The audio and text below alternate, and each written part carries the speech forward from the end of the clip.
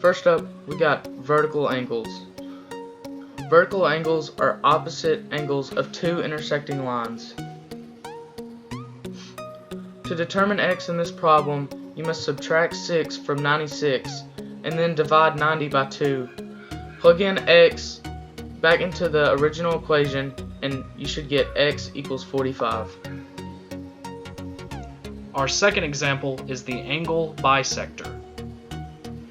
In geometry, the angle bisector theorem is concerned with the relative lengths of the two segments that a triangle's side is divided into by a line that bisects the opposite angle. In this problem, to find x, we must divide 80 degrees by 2, which gives us x equals 40 degrees. So when we plug that back in, we get 80 degrees. For our third example, we have lines cut by a transversal. A transversal is a line that intersects two or more parallel lines. For our example, we are going to find the measure of angle capital A. We know that 130 and capital A are alternate exterior angles, which means that they are congruent. So capital A is equal to 130. Our fourth topic is classifying triangles by sides and angles.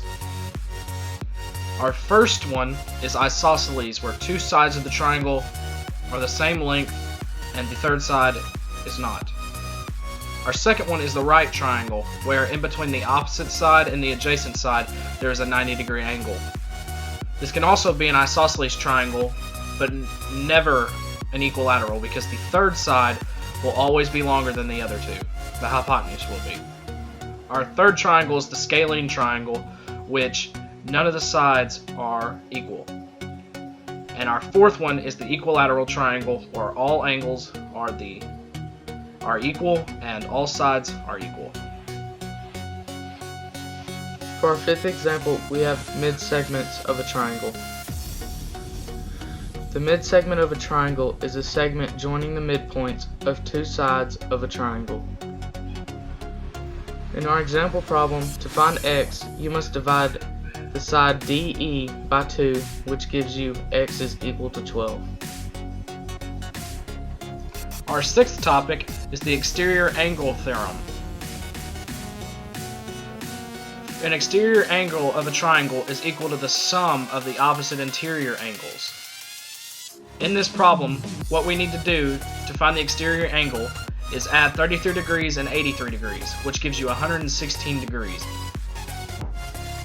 Your third side would be 64 degrees, and since that's a straight line, 180 minus 64 is 116.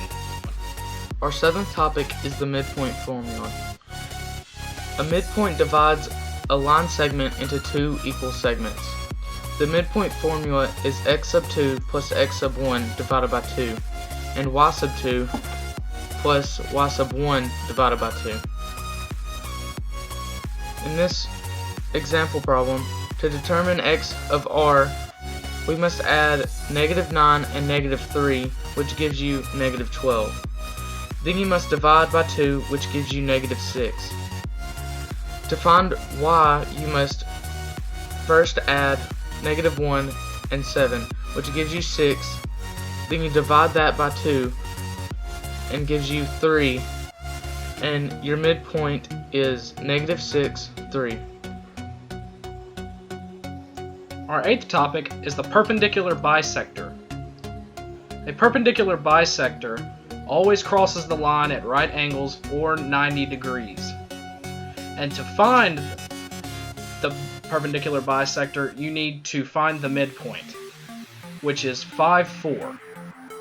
Then you need to find the slope, which is negative 1 over 3. And to find, after you do that, you need to find the negative reciprocal, which is 3. And then you must write the equation of the slope, which is y equals mx plus b. And then you plug in and you get y equals 3x plus b. And then you must plug the points of the midpoint into the line. And that gives you b equals negative 11. And So your perpendicular bisector, or the equation for the perpendicular bisector, is y equals 3x minus 11. Our ninth topic is perimeter and circumference.